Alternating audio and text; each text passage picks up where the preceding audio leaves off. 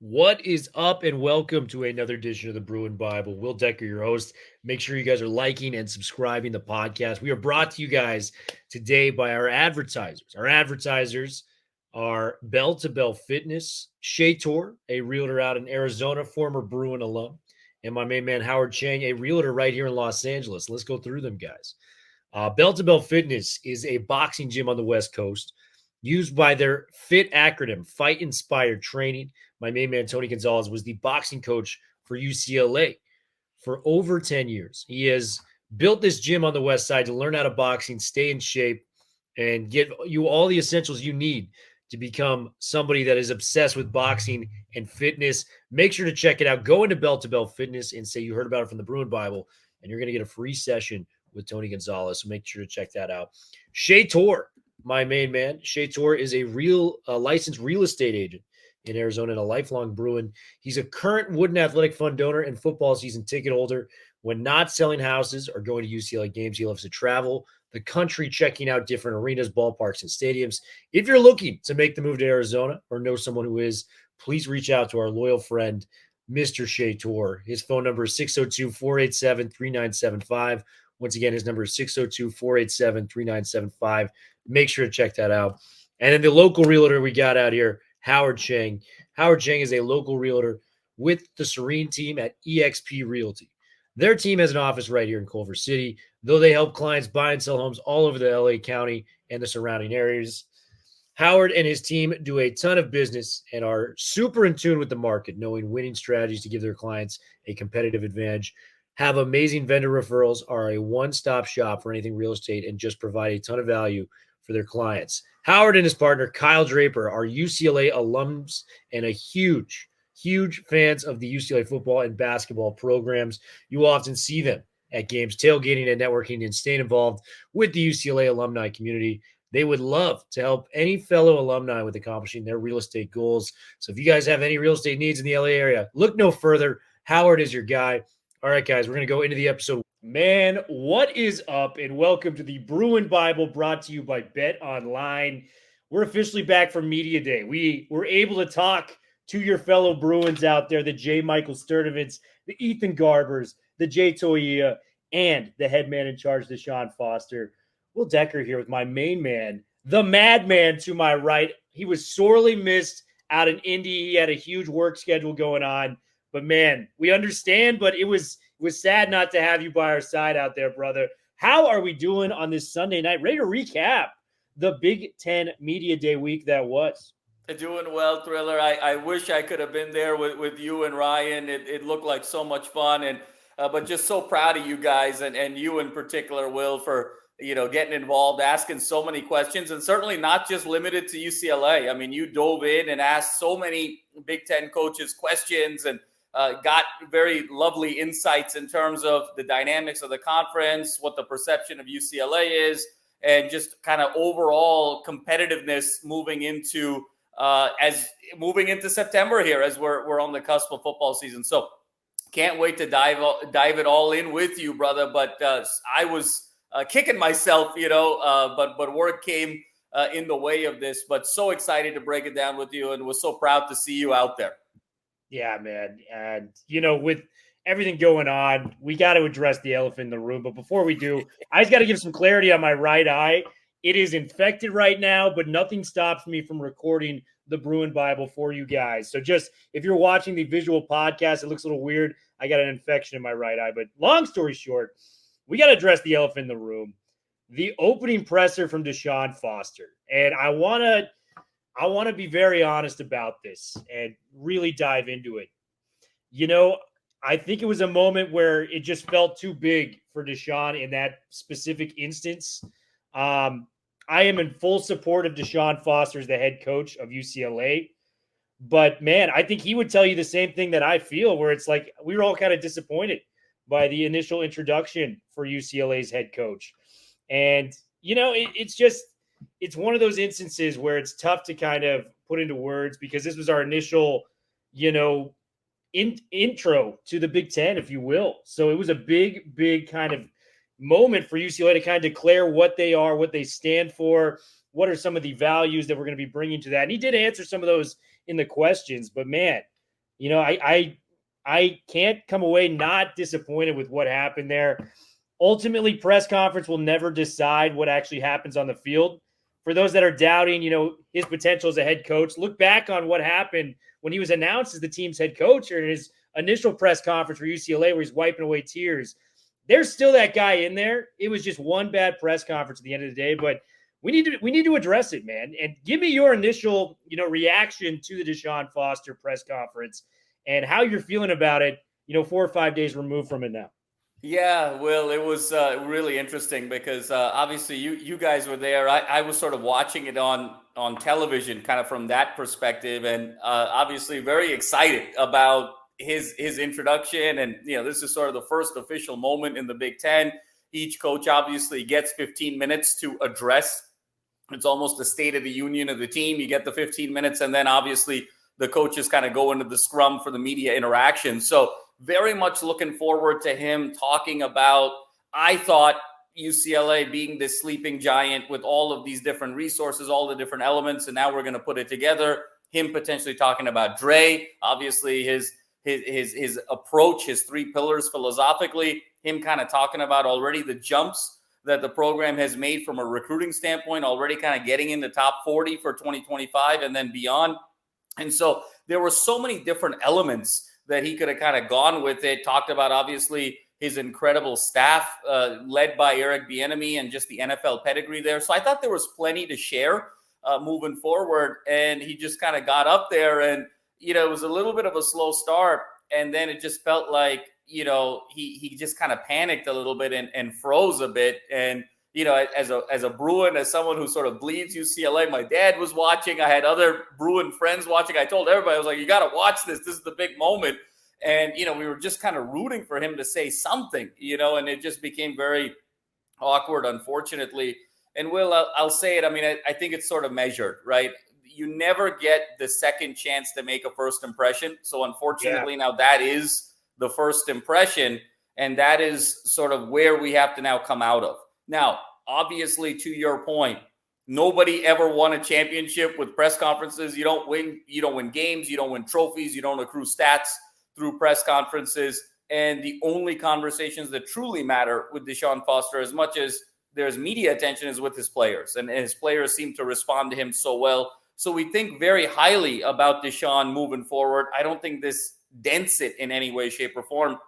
And I think Deshaun addressed it afterwards where he said, look, I played in the NFL. For me, I lean on that experience. If you want to come to the NFL, come here. I don't need to sort of necessarily sell myself with words or actions or, big statements or kind of almost just kind of a charismatic personality without sort of, the substance underneath, which you understand.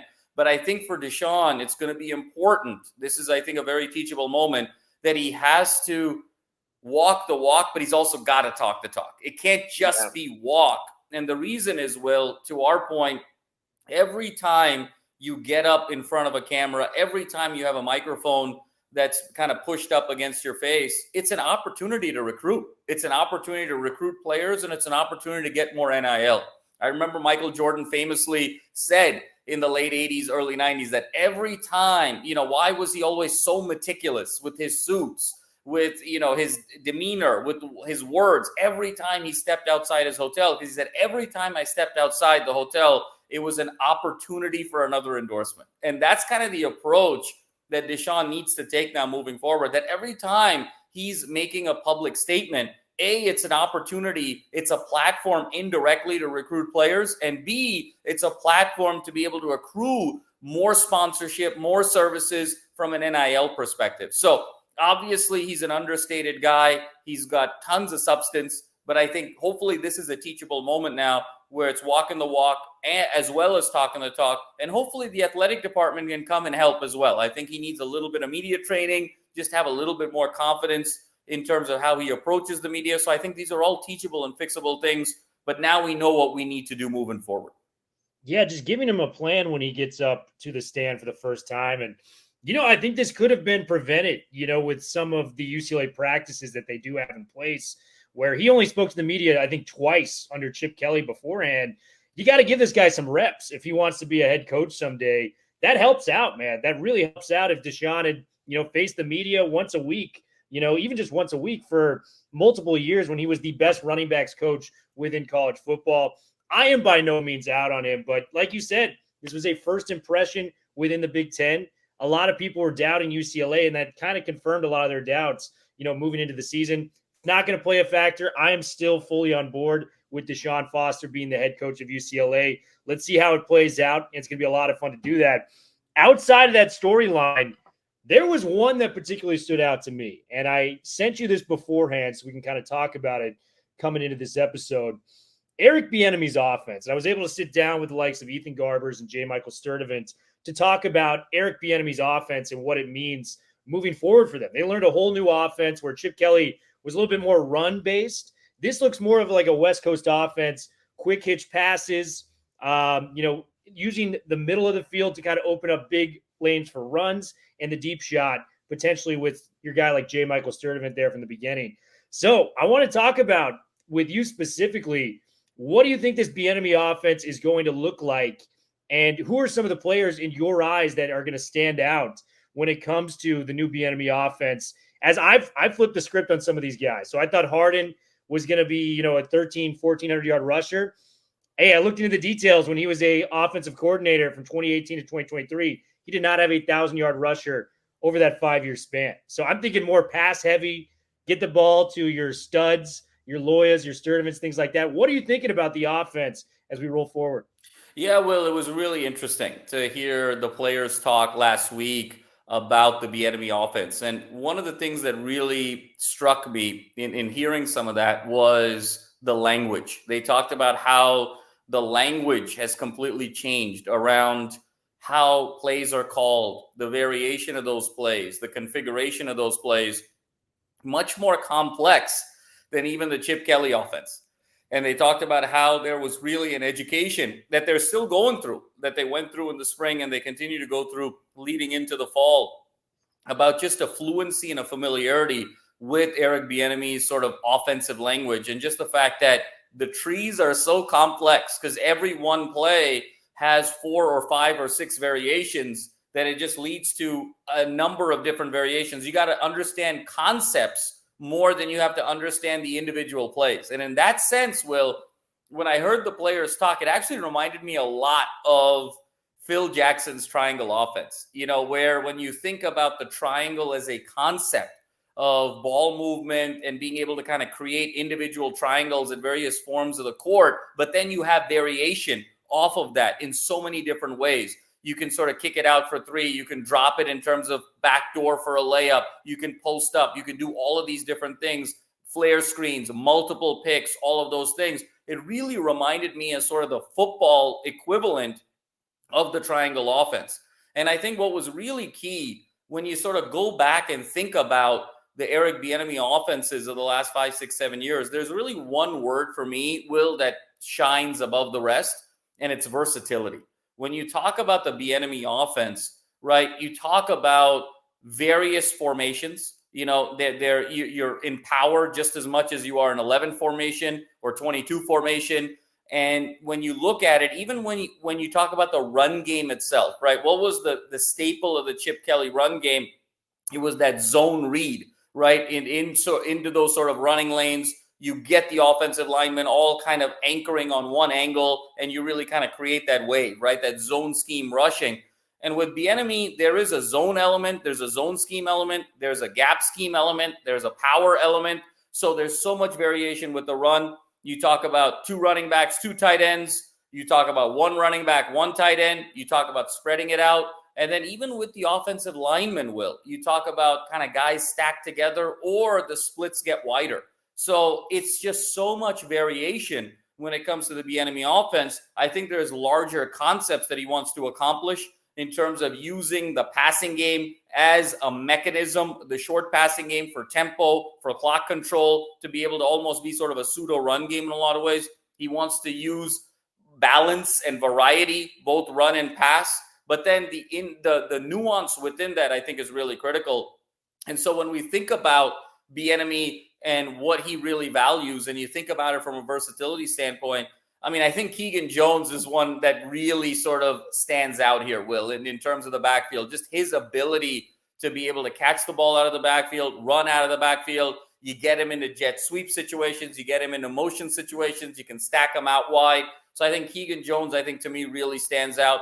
I think Loya is going to be a terrific weapon in the short passing game, but because he's so slot oriented, I really see Flores and J-Mike as really kind of taking more of a lead in that Bieniemy pass offense, because Flores can do a little bit of everything, as we saw in spring. Will, he can go short, he can go deep, he's got that intermediate ability. And then I think J-Mike, just being a bigger target, I think he's going to leverage him a lot more in the sidelines. It's going to be, I think we're going to see a lot more sort of weak hash to the sideline type of throws to J-Mac, not just be this sort of exclusive deep threat. So those are some of the guys that jump out for me. And then I don't think he's going to be afraid, Will, to really go and lean into RPO with Ethan Garbers. And I think so much of what we talked about, I remember a couple of years ago in one of the non-Power 5 games at the Rose Bowl, Garbers came in, spelled in for DTR, had a couple rushing touchdowns, and you and I were joking. We were calling him Ethan Jackson, for Lamar Jackson. So it might not be quite that level, but I think a lot of Garbers' game that's very underrated is his athleticism. He's not DTR. He's not some of these other guys, but I think getting him into some RPO concepts, I think, will be interesting. So those are some of the things that on my mind automatically went to when these players were kind of breaking down not only the Eric Bieniemy philosophy, but also his tactics. Yeah, I couldn't agree more. The name that I immediately went to was Keegan Jones, because you look at the running backs he's had in Kansas City, and even Washington to an extent last year. You had your Clyde Edwards-Hilairs, your Kareem Hunts, your Darrell Williams, Antonio Gibson, Brian Robinsons within that span. What are all those guys pretty decent at? Catching the ball out of the backfield as well as going between the lanes. Keegan coming back, I think it was, right after Bieniemy came. I'm sure they had like a film session together. And Bieniemy's like, get that guy back to UCLA, because that's the guy I need to have in my offense. I think we're going to see a lot more Keegan Jones than we have in previous years. And I mean, who was the guy we were begging for to get the ball more last year? Every time he touched the rock last year, Keegan Jones was making plays on the football field, getting after it. Give me more Keegan Jones. It looks like we're going to get that. J-Mike, I mean, it's an easy comparison, but if you're trying to replicate your most successful offense, it was Mahomes to a speedster on the outside, deep threat, Tyreek Hill, right? Not comparing these guys at all, just comparing situations. Ethan Garbers, J-Mike. That would be the combination there that would lead to some big play success. Another name that comes out, and he's not Kelsey, but Matavau, especially with Habermill out for this year, he's going to get a ton of reps. He loves using the tight end in that offense. So Matavau is a guy that I'm looking at, was third on the team in catches last year. I expect him to, get past the 30, 35 reception mark this year for UCLA. And then the receivers, man, I think you're spot on with Rico Flores. I think he has a chance, as crazy as it sounds, to be wide receiver number 2 next year. I'm not doubting Loya. I'm not doubting Titus. I just think Rico's special. And the one guy, the wild card of this bunch, just because what we saw in spring, I think he's got a chance to be very, very special. Quasi Gilmore, man. Yep. His ability to create separation at the line of scrimmage is not like the others. And I'm not saying Loya can't do it, because he's very good at it as well. Titus, there's something with Quasi where if he kind of puts everything together, he's kind of the top athlete of that group in terms of getting separation, getting out in the open field. So I think Quasi could be very big with it. The loser of this offense, unfortunately, I just think TJ, I was ready for the year. If we had Chip Kelly's offense coming back, I think we're talking 1,400 yards. Is that to say he's not going to be a pro when all is said and done here? No, I don't think that at all. I think TJ Harden is going to be the next pro running back from the Deshaun Foster tree. But looking at these circumstances in the quick hit West Coast offense, you look at the top carriers within this, his system, nobody exceeded the 200 carry mark as a running back. And that's over a 16, 17 game schedule. That's big. You got to prorate that back to about 100, 110. So it'll be interesting to see what they do there. But, man, those are the guys that stand out for me. Madman, any more takeaways from the media day? It's interesting, Thriller, what you said there, because there's a couple of things. One is there's, I think, going to be a very dynamic tension in a creative, positive way between what Bieniemy has done in the past and what he's going to be able to do in the Big Ten. And so to your point about Harden being the bell cow or not, right? The one benefit that he had, right, in 5, 6, 7 years is a one Patrick Mahomes, right? I mean, Patrick Mahomes has this sort of ability where regardless of whatever gaps and deficiencies you have in your offense, whether you don't have the bell cow, whether you don't have top flight wide receivers, even after Tyreek Hill, he has this ability to adapt his game to be able to make you potent and make you a threat no matter what. So the question is going to be how much of Mahomes' greatness allowed Bieniemy to still sort of not necessarily rely on a bell cow versus being in the Big Ten, being how heavy those trenches are you going to be able to get away with using the short passing game as a means of a short running game, right? When we think about what Bieniemy is bringing, it actually reminds me a lot of those Joe Tiller Purdue offenses back in the day with Drew Brees, right? When it was sort of basketball on grass. Remember, it was Drew Brees. It was 4 or 5 receivers, a lot of motion, a lot of playmakers, a lot of variety and versatility. And they really used 3-4 yard passing game as the supplement to the run game. It was the proxy for the run game. So the question is Bieniemy going to be able to get away with that in the Big Ten and kind of take a page out of that old school Purdue book? Or is he going to have to modify his philosophy a little bit and say, you know what, I got to have a little bit more of an RB1 just given how trench heavy this conference is? And then I think, Will, number 2, it's fascinating who I love your Matavao comp there in terms of like his usage rate. But what's going to be interesting is how much of the Kelsey usage rate, especially these last couple of years, were a product of Kansas City whiffing on receivers post Tyreek Hill, right? And so the question is Matavao that in-between weapon? Because obviously, to your point, the Tyreek Hill home run guy is going to be J-Mike, and then the torch is going to be passed to Quasi, right? Quasi's almost more of that Tyreek Hill mold, just physically, than even J-Mike. And so that torch is going to be passed as who's the home run guy. But that intermediate guy, is he going to lean on the tight end for that intermediate versatility? Or is he going to treat Flores sort of as this sort of pseudo Swiss Army knife weapon intermediate that he did a lot with Kelsey, right? And in the sense that not that Flores is going to play tight end, but just that role of that primary intermediate weapon where I can line him up everywhere. I can find gaps in the middle of the field. I can find gaps in the zone. And that now becomes my security blanket. So I think it's going to be fascinating to see what wins out. Is Bieniemy's philosophy going to win out over the environment of the Big Ten? Or is the natural environment of the Big Ten, given how big they are in the trenches, going to need to win out a little bit and have Bieniemy modify his system? And I think that's what's going to be so fascinating, Will, particularly in these first 2 games. When we talk about Hawaii and Indiana, I think that's what I'm going to be looking for early in the season, because ideally you want to have that answer before you go into the gauntlet of the 3 that we've talked about between, Penn State, LSU, and Oregon. So it's going to be very interesting to see this dynamic right off the bat. Yeah, man. And just to kind of clarify that point, this is last year's offense, the one non-sample size we've got with a non-Kansas City offense. Sam Howell led the NFL in attempts last year at 612.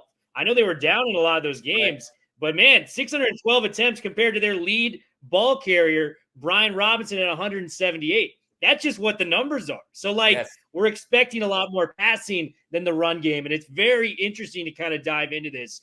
Madman, love you, brother. Thank you for coming out for this. What a fun episode talking about Bieniemy's offense. Guys, do not take the Deshaun Foster press conference too seriously. Take it with a grain of salt until we actually see some football being played.